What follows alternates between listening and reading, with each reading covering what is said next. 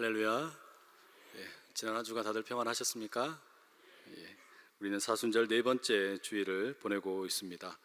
이번 주에는 시험을 이기라, 이 마지막 시리즈의 말씀으로 신뢰가 필요하다, 이런 제목의 말씀 함께 나누겠습니다. 광야에서 예수님이 40일을 금식하신 후에 이 마귀에게 세 가지 시험을 받게 되셨죠. 저희는 2주 전에 첫 번째 시험, 그리고 지난주에는 두 번째 시험을 함께 나누었습니다. 우리가 나누었던 것처럼 첫 번째 시험은 돌을 떡으로 만들어라 라는 시험이었고, 예수님께서는 그 시험에 대해서 사람이 떡으로만 살 게 아니라 하나님의 말씀으로 살아야 한다, 이런 말씀으로 그 마귀의 시험을 이기셨습니다. 그러자 이제 이 마귀는 예수님을 다시 천하만국으로 보여주시고, 그리고 그 모든 영광과 화려한 권세를 다 보여준 후에 나에게 절하면 이 모든 것이 다 너의 것이 된다, 이런 예배를 가지고 유혹을 했습니다. 하나님을 예배하지 말고 나 마귀를 예배하면 너에게 필요한 힘도 주고 권력도 주고 모든 걸 다 주겠다, 달콤한 유혹이었습니다. 거기에 대해서 예수님께서는 주 너의 하나님만 예배해야 한다, 그렇게 물리치시고 이제 이기셨습니다. 오늘 이 두 번째 시험을 이긴 그 후에 마귀가 새로운 전략을 가지고 시험하는 내용이 이 세 번째 시험이 되겠습니다. 마귀는 첫 번째와 두 번째가 실패했지만 이 세 번째 시험에서 보다 강력한 유혹을 가지고 이제 예수님을 예루살렘 성전 꼭대기로 이끌고 가게 됩니다. 9절의 말씀을 우리가 함께 읽겠습니다. 시작. 또 이끌고 예루살렘으로 가서 성전 꼭대기에 세우고 이르되 네가 만일 하나님의 아들이거든 여기서 뛰어내리라.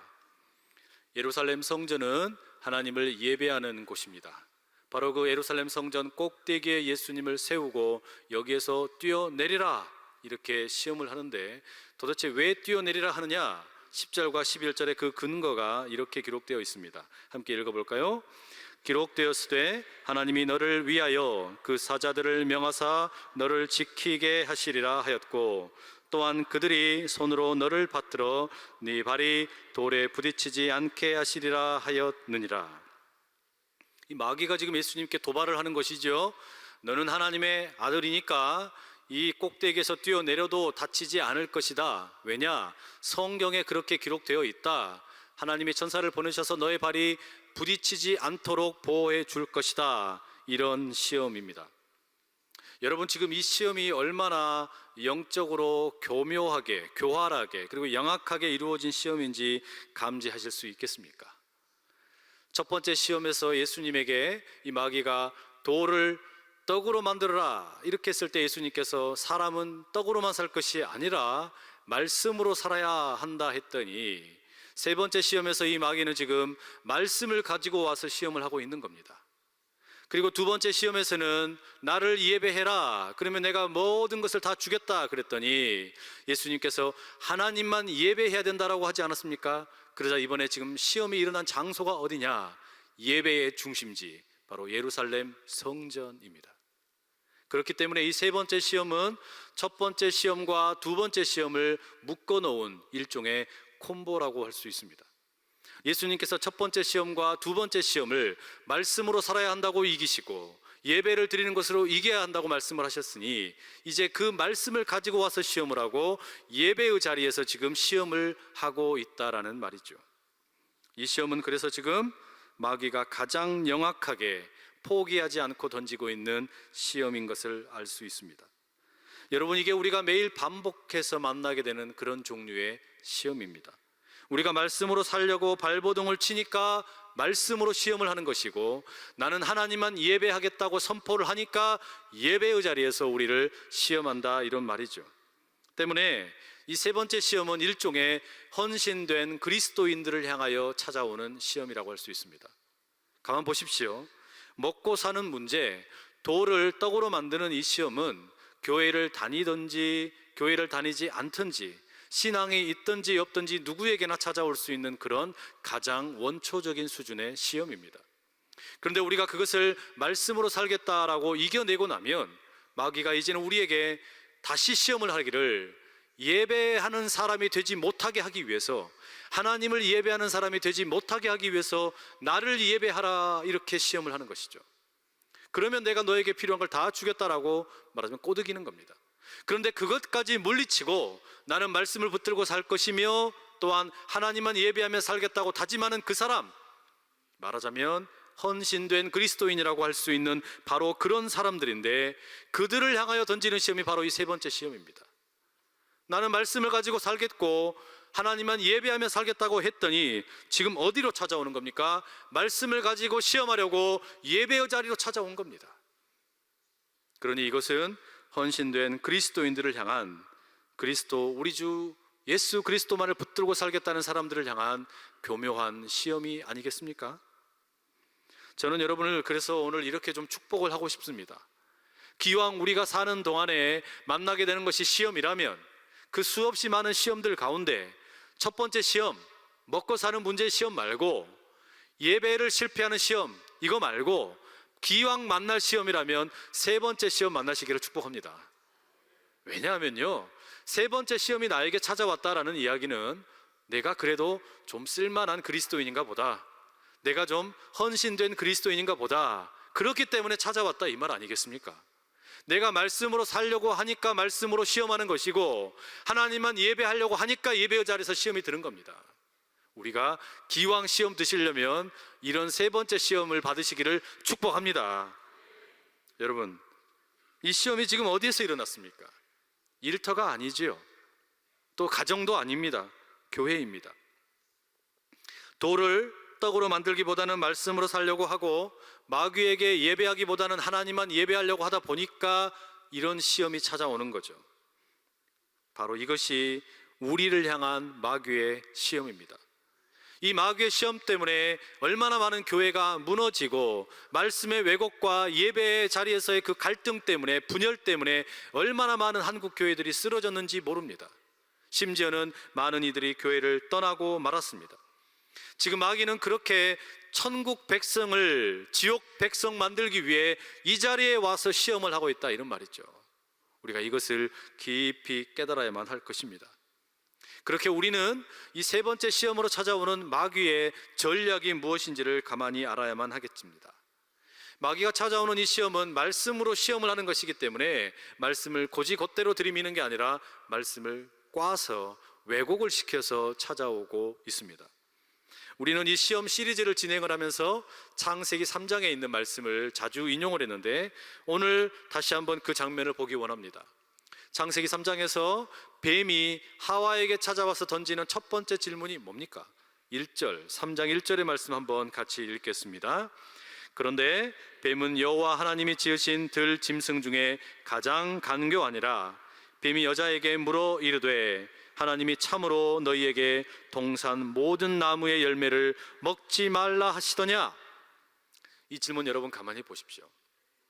뱀은 지금 하와에게 하나님께서 모든 나무의 열매를 먹지 말라 하시더냐, 이렇게 던지고 있죠. 이게 함정입니다. 모두 다 먹지 말라 하시더냐? 그런데 사실 하나님께서 하셨던 약속의 말씀은 뭐였습니까? 창세기 2장 16, 17절에 이렇게 되어 있습니다. 함께 읽죠. 동산 각종 나무의 열매는 네가 임의로 먹되 선악을 알게 하는 나무의 열매는 먹지 말라. 네가 먹는 날에는 반드시 죽으리라 하시니라. 하나님 뭐라고 그러셨어요? 무엇이든지 마음껏 먹어라. 너의 뜻대로 마음껏 먹을 수 있다. 이게 뭡니까? 은혜죠, 은혜. 하나님이 주신 은혜입니다. 네 마음껏 먹을 수 있으니까 마음껏 즐겨라. 모든 것을 먹을 수 있다. 그런데 단 하나만 먹지 마라. 왜냐? 이것은 너와 나 사이에 맺어진 언약이다. 나는 너의 창조자이고 너는 나의 작품이다. 그러니 이 선악을 알게 하는 나무는 먹지 말라. 이게 지금 우리 하나님께서 주신 말씀 아니었습니까? 하나님께서는 모든 것을 허락하시는 은혜를 주셨고, 다만 금지 규정을 하나만 주셨단 말이죠. 그런데 이 지금 뱀의 시험이 어떻게 찾아왔냐면, 모든 것을 먹지 말라 하시더냐, 이렇게 교묘하게 말을 꼬아버린 거예요. 말씀을 그렇게 왜곡을 시킨 거죠. 그랬더니 이 말에 하와가 넘어갑니다. 그래서 창세기 3장 3절 이렇게 되어 있습니다. 읽어볼까요? 동산 중앙에 있는 나무의 열매는 하나님의 말씀에 먹지도 말고 만지지도 말라. 너희가 죽을까 하노라 하셨느니라. 하나님께서는 선악을 알게 하는 나무의 열매를 먹지 말라 하셨지 먹지도 말고 만지지도 말고 이런 표현하지 않으셨지요. 그런데 왜 하와가 여기에다가 만지지도 말라라는 말을 넣어놨을까요?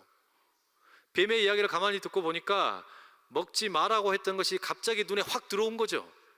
모든 것을 먹을 수 있었는데, 그런데 다만 하나 먹지 말라고 했단 말이죠. 그런 금지 규정일 때는 아무 문제가 없었어요. 그런데 뱀이 던지는 거예요. 모든 것을 먹지 말라 하더냐.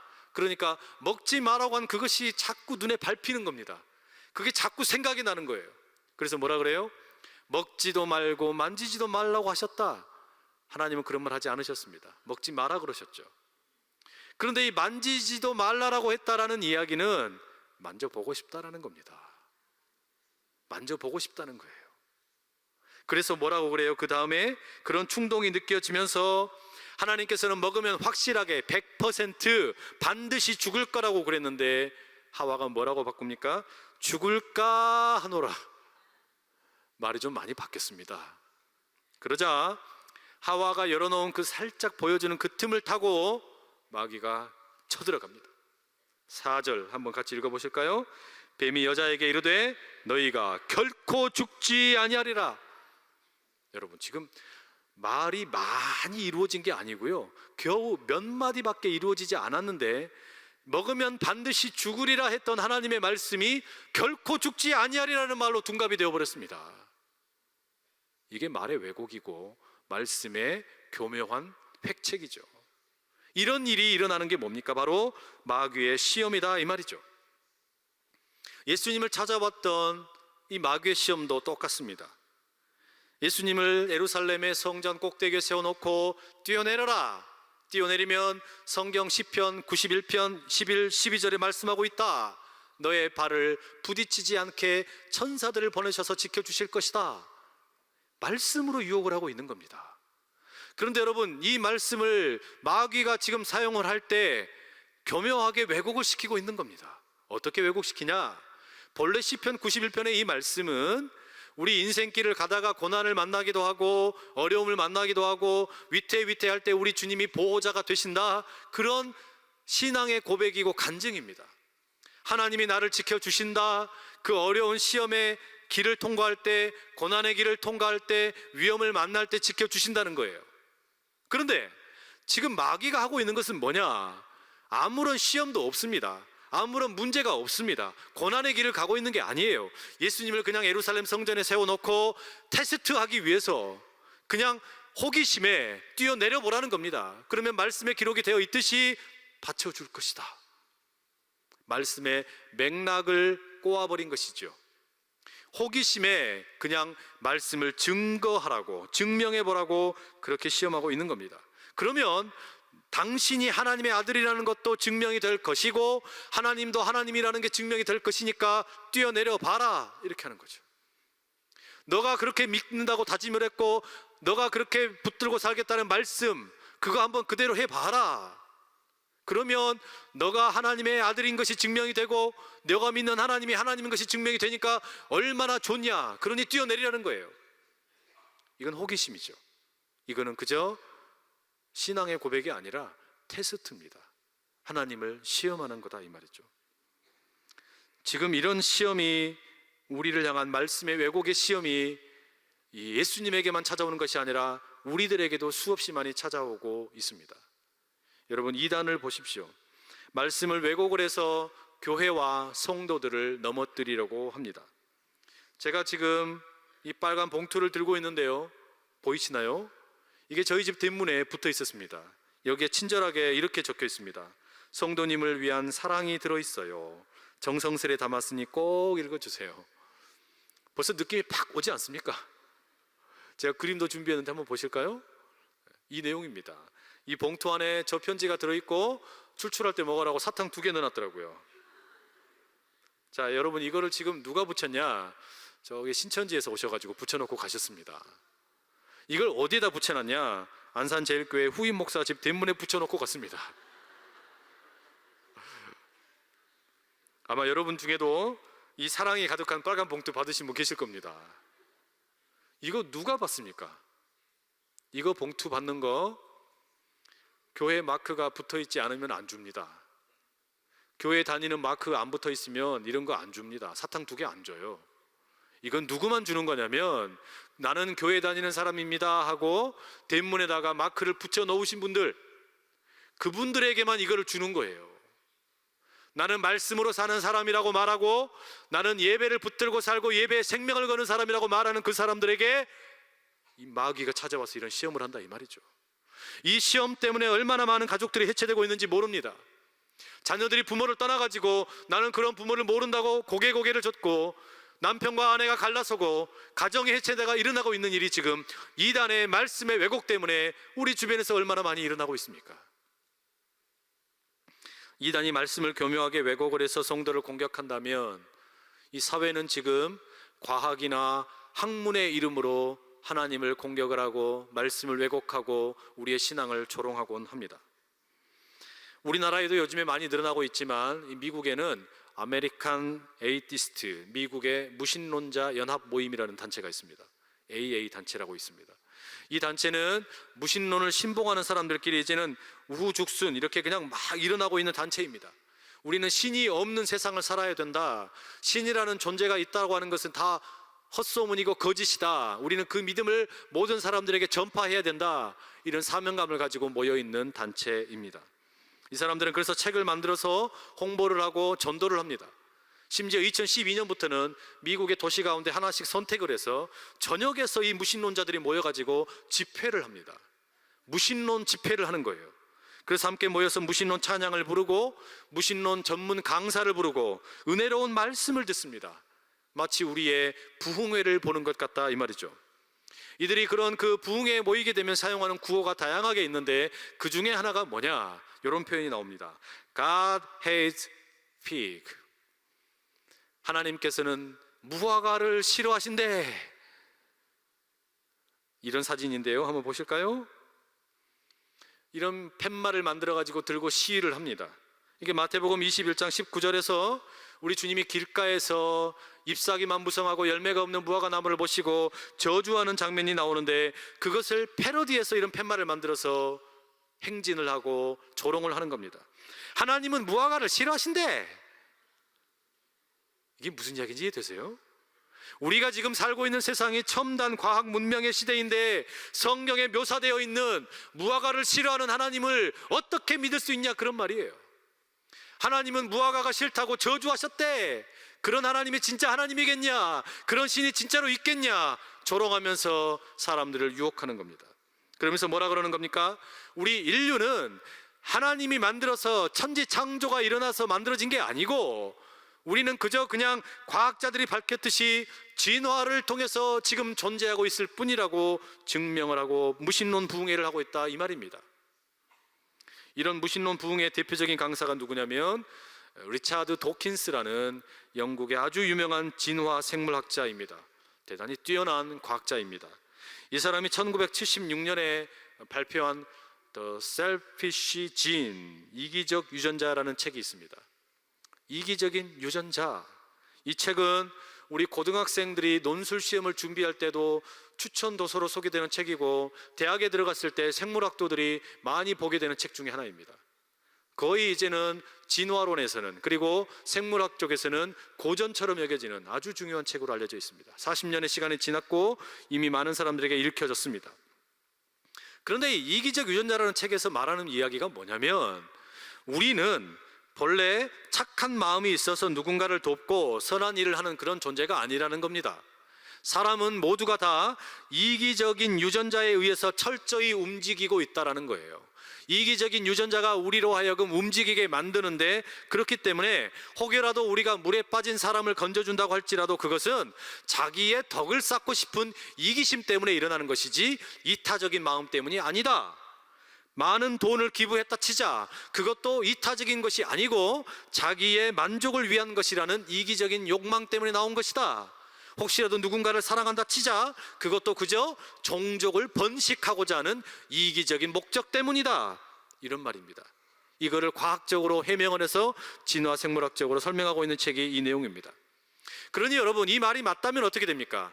하나님께서 하나님의 형상대로 나를 지으셨고 내 마음에다가 선한 마음을 창조하셨다는 것은 새빨간 거짓말이 되는 거예요. 나에게는 그런 마음이 있을 수가 없다는 거죠. 우리는 그저 이기적으로 살아가는 이기적 유전자를 따라가는 존재일 뿐이라는 겁니다. 그러니 여러분, 내가 왜 이기적일까? 나는 왜 나만 모를까? 나는 왜 나만 생각하고 살아갈까? 이런 고민을 하는 사람들에게는 이런 이기적 유전자라는 주장이 그것은 유전자 때문이구나, 핑계를 대면 되는 겁니다. 굳이 내가 나를 선하게 지으셨다는 그 하나님께로 돌아갈 필요가 없어요. 그냥 이기적인 유전자 때문에 나는 진화의 산물이니까 지금처럼 그대로 살아도 아무 문제가 없구나, 이런 결론에 이르게 된다 이 말이죠. 여러분, 이게 우리 교회를 다니는 특별히 젊은 청년들과 다음 세대에게 무시무시한 독소가 된다는 거 아십니까? 내가 교회에서 신앙생활을 할 때에는 하나님께서 세상을 창조하셨고 나를 선하게 지으셨고 내 마음은 깨끗한 마음이었는데, 나는 그렇게 배웠는데, 학교에서 진화론적인 교육을 배우고 그런 세계관에서 익숙해지다 보니까, 과학적이라고 하니까 가만히 듣다 보니까 나는 이기적인 유전자에 의해서 조장을 당하고 있는 그런 존재라는 것이에요. 이걸 우리 자녀들이 고민한단 말입니다. 대학에 들어가서 살다 보니까 이제는 머리가 커지고 그러면서 나는 왜 이렇게 이기적일까 고민하다가, 그러면 내가 하나님께로 돌아가서 괜히 또 그냥 억압을 당하고 신앙의 이름으로 맨날 이렇게 끌려다니는 것 같으니까 그러지 말자, 나는 이기적인 존재의 진화적인 산물이다, 이대로 살면 괜찮다, 그런 마음으로 교회를 떠나버리는 자녀들이 한둘이 아닙니다. 하나님의 선한 창조를 믿지 못하고 하나님을 떠나서 세상 속으로 들어가 버리는 것이 지금 오늘 우리의 자녀들의 이야기다 이 말이에요. 이게 현실입니다.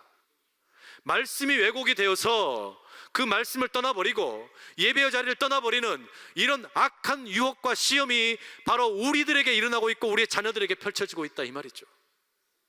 여러분, 어떻게 하면 좋겠습니까? 상황이 이렇게도 심각한데 우리가 그냥 넋놓고 있을 수는 없지 않겠습니까? 어떻게 다시 우리의 자녀들이 하나님께로 돌아와서 그 하나님을 예배하고 말씀을 자신들의 것으로 받아들이고 살 수 있게 만들지 우리가 어찌 고민을 안 할 수가 있겠냐 이 말이죠. 그렇기 때문에 우리가 이 마귀의 시험을 이기기 위하여 더 많은 노력과 연구를 하고 공부를 하고 매달려야 할 줄로 믿습니다. 이 마귀의 시험을 다시 한번 보십시오. 하나님이 너를 지킬 것이니까 예루살렘 성전 꼭대기에서 뛰어내려라. 하나님이 그렇게 말씀하셨다. 뛰어라. 그러면 너도 하나님의 자녀인 것이 증명이 될 것이고 하나님도 하나님인 것이 증명이 된다. 무엇이 문제냐? 여러분, 지금 이 시험의 배후에 깔려 있는 것이 도대체 뭘까요? 이 시험의 배후에서 지금 속삭이고 있는 게 무엇일까요?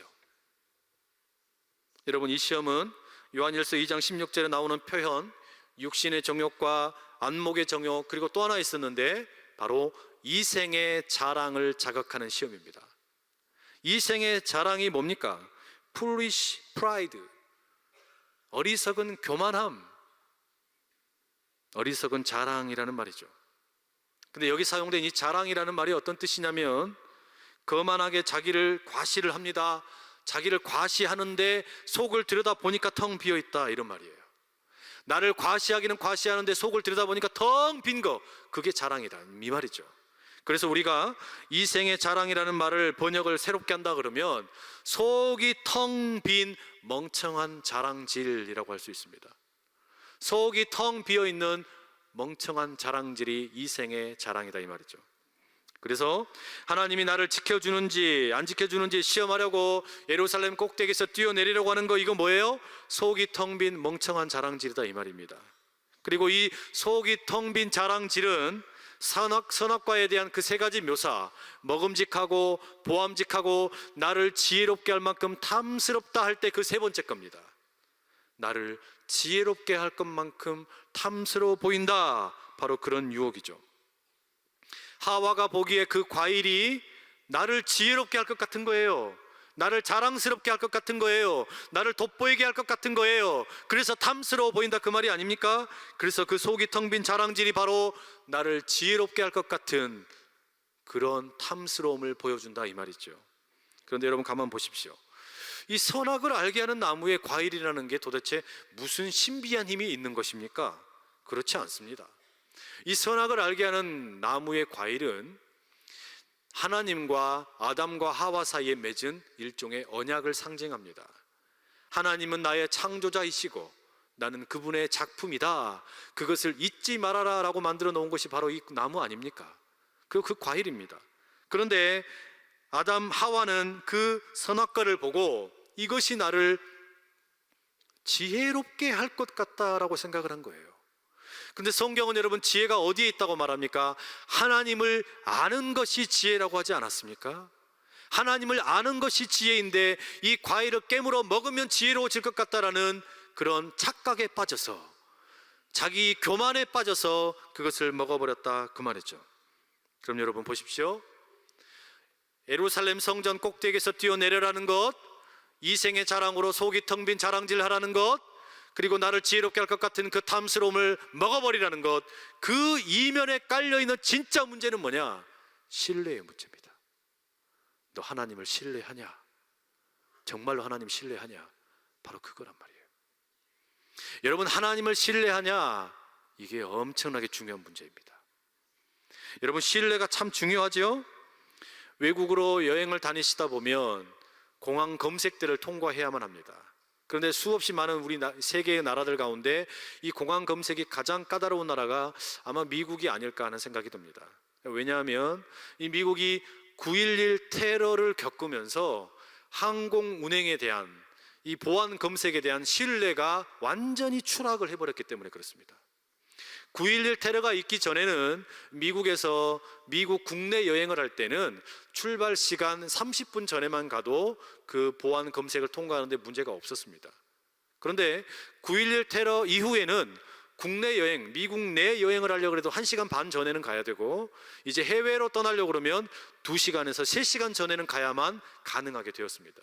이게 무슨 이야기냐면, 한 번 신뢰를 잃어버리니까 그 신뢰를 만회하기 위해서 막대한 재정이 투자가 된 겁니다. 보안을, 검색을 강화하기 위해서, 다시 신뢰를 회복하기 위해서 엄청난 돈을 부었죠. 그래서 신뢰는 돈과 이 비용과 직결되는 문제입니다. 또 하나, 이 신뢰는 또한 시간의 문제이기도 합니다. 신뢰가 있을 때는 시간이 그렇게 많이 허비되지 않았습니다. 보안 검색하는 거 빨리빨리 진행이 되었단 말이에요. 그런데 신뢰가 무너지고 나니까 어떻게 돼요? 그 보안 검색 시간이 이렇게 많이 길어지고 말았습니다. 그래서 신뢰라는 것은 시간이요, 그리고 비용입니다. 신뢰라는 것은 곧 신뢰는 시간이고 돈이다 이 말이에요. 그래서 어떤 기업이 자신들이 신뢰를 잃어버릴까 얼마나 벌벌 떱니까? 신뢰를 유지하기 위해서 고객들에게 신뢰를 유지하기 위한 비용도 드리고, 때로는 그 시간을 얼마나 잘 쓰고 있습니까? 이게 지금 마귀가 우리 하나님을 향하여 우리가 가지고 있는 신뢰를 잃어버리게 만들려고 던지는 질문이다 이 말이에요. 공항 검색하는 그 신뢰 한번 잃어버리니까 엄청난 많은 시간이 들이고 돈이 들어가는 것처럼, 우리가 만약에 하나님을 향한 신뢰를 잃어버리게 되면 회복이 안 되는 겁니다. 이게 하나님을 향한 신뢰를 잃어버리면 믿음이 무너져 버리는 거예요. 교회에 대한 신뢰가 무너져 버리면 교회를 떠나게 되는 거 아닙니까? 바로 그걸 노린다 이 말이에요 지금.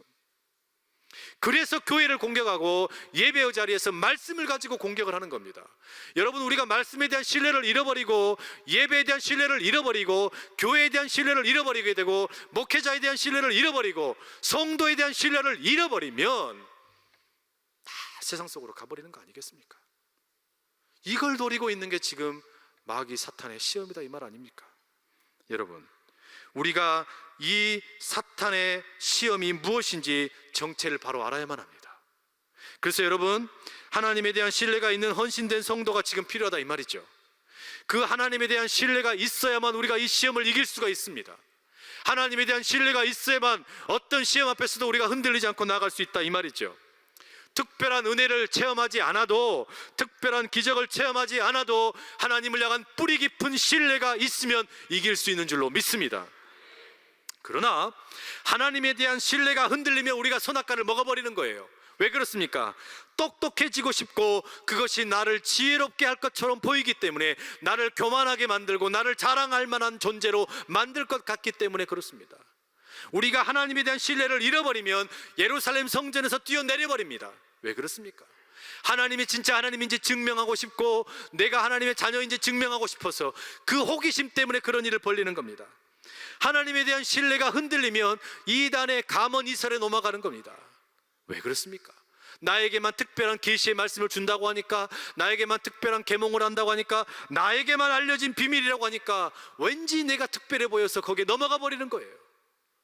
여러분, 우리가 하나님에 대한 신뢰를 잃어버리면 진화론의 속삭임에 넘어가 버리는 겁니다. 왜냐하면 지식이 그럴듯하고 과학이 그럴듯하고 합리적인 내가 사람인 것처럼 느껴지기 때문에 거기에 넘어가 버리는 거예요. 내가 왠지 더 그럴싸해 보인다 생각되기 때문에 그런 유혹에 넘어가게 된다, 그 말이죠. 그래서 여러분, 우리 주님께서 뭐라고 대답하시는지 보십시오. 12절에 보십시오. 예수께서 대답하여 이르시되 주 너의 하나님을 시험하지 말라. 주 너의 하나님을 시험하지 말라. 이 말씀을 달리 말하면 주 너의 하나님을 신뢰하라, 그 말이 아니겠습니까? 주 너의 하나님을 시험하지 말라, 그 이면에는 주 너의 하나님만 신뢰하라라는 우리 주님의 말씀이 들어있다, 이 말이죠. 이 말은 하나님이 어떤 분인지를 내가 판단할 수 없다라는 말입니다. 과학적인 실험으로 하나님을 증명할 수 없다라는 거예요. 과학을 통해서 증명이 되면 하나님이고 증명이 안 되면 하나님이 아닙니까? 그렇지 않습니다. 만약에 우리가 이 성경 속에 있는 것을 가지고 하나님을 증명하려고 그러면, 과학을 가지고 증명하려고 그러면 결국 남는 것은 윤리와 도덕밖에 없습니다. 왜 그렇습니까? 우리 하나님은 초월적인 하나님이신데 병자를 고치시고 심지어는 죽은 자를 일으키신 그 하나님, 그 예수님, 그 성령의 능력을 우리가 어떻게 과학으로 증명할 수 있겠냐, 그 말입니다. 그런 거를 다 빼버리고 나면 남는 것이라고는 도덕적인 잔소리와 윤리적인 잔소리밖에 남지 않는다, 이 말이죠. 착하게 살아라, 깨끗하게 살아라, 그것이 하나님이 우리에게 주시는 목적이 아니란 말이에요. 하나님께서는 생생하게 살아계시는 위대한 초월적인 하나님이신 줄로 믿습니다. 지금도 우리에게 위대한 일을 행하고 계시는데 그 하나님을 신뢰하지 못한다 그러면 어찌 우리가 하나님을 믿고 살아가면서 위대한 은혜를 경험하며 살 수 있겠습니까? 그러니 여러분, 우리가 신뢰하는 법을 배울 수 있어야 할 줄로 믿습니다. 헌신된 그리스도인, 나는 말씀을 따라서 살려고 하고 예배를 드리며 살려고 하는 그 그리스도인을 향한 마지막 시험이 이거라는 것을 잊지 마십시오. 너 정말로 하나님 신뢰하니? 너 정말로 하나님 신뢰하니? 너 말씀도 읽더라, 너 예배도 드리더라, 그런데 너 진짜로 하나님을 신뢰하냐고 물을 때 나는 하나님을 온전히 신뢰한다라고 그 시험을 이기고 나가는 저와 여러분 될 수 있기를 축복합니다. 주 너의 하나님을 시험하지 말라, 주 너의 하나님을 신뢰하라, 이 말씀으로 승리하게 될 때 우리가 위대한 천국 백성이 될 줄로 믿습니다. 우리가 주님을 신뢰하면 하늘의 능력을 경험합니다. 우리가 주님을 신뢰하면 평범한 삶을 살아도 하늘 안식을 누리며 살게 됩니다. 주님을 신뢰하면 시험이 와도 능히 이기게 됩니다. 주님을 신뢰하면 고난이 찾아와도 담대하게 승리하게 될 줄로 믿습니다. 주님을 신뢰하면 수고하고 무거운 짐진 자들아 다 내게로 오라, 내가 너희에게 쉼을 주리라 말씀하신 그 주님의 쉼을 누리게 될 줄로 믿습니다. 여러분, 이 시간에 우리 같이 한번 기도하십시다.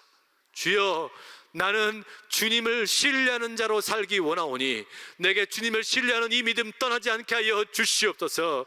어떤 시험 앞에서도 우리 주님만 붙들고 말씀으로 예배로 승리하는 천국 백성 되게 하여 주시옵소서. 우리 그 믿음 가지고 주여 힘있게 세 번 외치고 기도하며 나갑니다. 주여, 주여, 주여.